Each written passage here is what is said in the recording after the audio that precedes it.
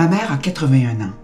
Depuis quelques mois, elle est en perte d'autonomie importante et ça a chamboulé nos vies. Maman réside maintenant dans un CHSLD où nous venons la voir le plus souvent possible. Avant son arrivée, nous avons vécu un moment intense et nous tenons à vous le faire partager pour que vous n'ayez pas à subir un pareil sort. Il y a quelque temps, ma mère a fait une vilaine chute. Ses blessures ont nécessité son hospitalisation et nous ont fait réaliser et accepter le fait qu'elle ne pouvait plus être seule à la maison. Pendant son séjour à l'hôpital, nous avons entrepris les démarches nécessaires pour lui trouver une place dans un centre d'hébergement et de soins de longue durée. Comment ça va? Après quelques jours, nous avons reçu du CLSC la confirmation qu'une place était disponible pour ma mère. La veille de son transfert, l'hôpital nous a contactés pour nous informer qu'elle partirait pour le CHSLD à 13h le lendemain. Comme notre mère est confuse et inquiète, nous voulions absolument être présentes pour préparer ses affaires, la rassurer, l'accompagner et l'installer confortablement dans sa nouvelle chambre. J'ai donc confirmé à l'hôpital que nous serions là à midi pour être avec elle. Nous sommes arrivés à l'heure prévue et nous avons remarqué que la valise et les sacs de ma mère étaient dans le corridor, appuyés au mur près de la porte de sa chambre qui était vide. Un préposé terminait le ménage. Surprise, je lui ai demandé « Mais où était ma mère? » C'est qu'elle a été transférée.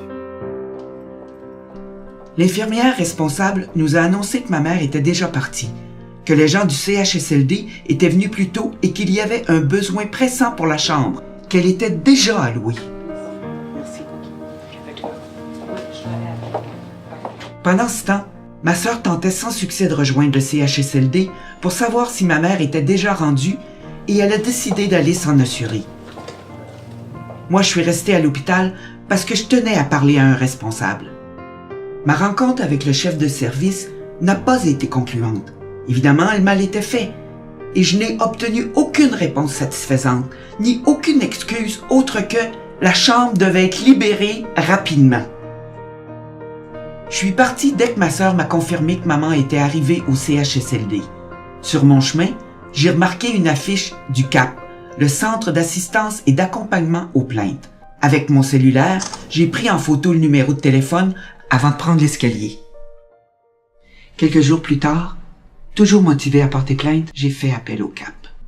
Lors de ma conversation avec les filles de Madame Tremblay, je leur ai expliqué le rôle du CAP et confirmé que nous pourrions les assister si elles désiraient porter plainte. Nous les accompagnerions tout au long du processus jusqu'à satisfaction, et ce, même si la situation de leur mère était déjà résolue. Nous avons mené à terme notre démarche et le CAP nous a assistés à chacune des étapes. Une plainte officielle a été remise au commissaire aux plaintes et à la qualité des services. Il a examiné et a émis des recommandations auprès des responsables de l'hôpital en ce qui a trait aux droits des usagers à un traitement courtois, équitable et compréhensif, dans le respect de leur dignité, de leur autonomie, besoins et sécurité. Nous avons également apprécié les recommandations concernant la communication avec les proches et les aidants naturels qui seront prises en compte par le personnel de l'hôpital.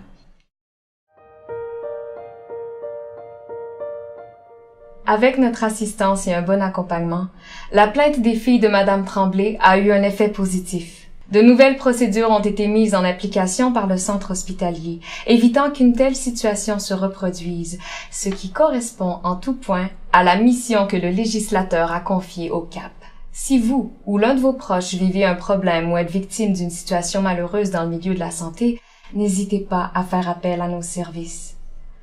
Nous vous accompagnerons dans votre processus de plainte avec pour objectif de s'assurer du respect de vos droits reconnus dans la loi.